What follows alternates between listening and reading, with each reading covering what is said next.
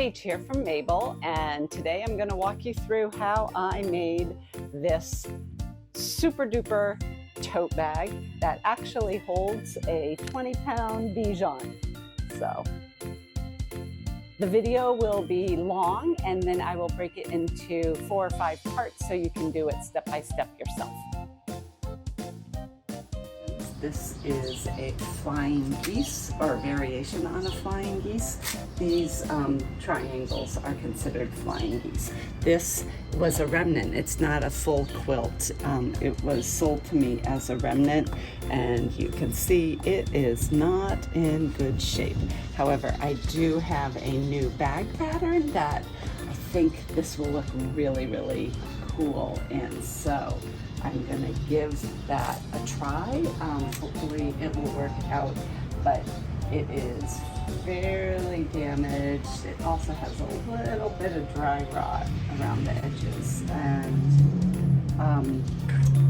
so hopefully I can get something out of it. However, what I do love about it, love the blues, love the hand stitching.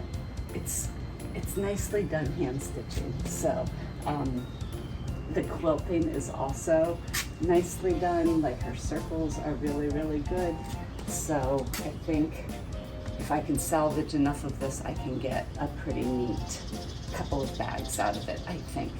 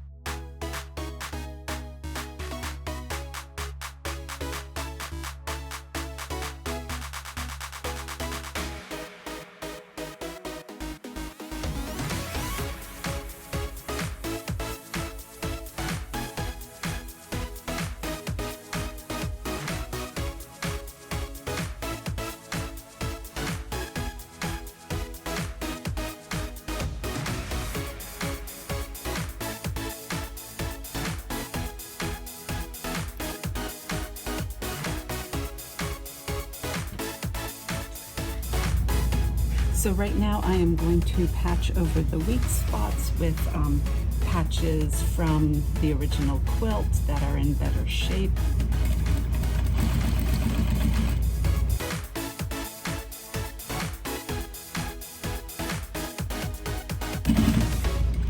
Sometimes I do them individually, and sometimes I cut out a longer length. It just depends on how much I have to patch.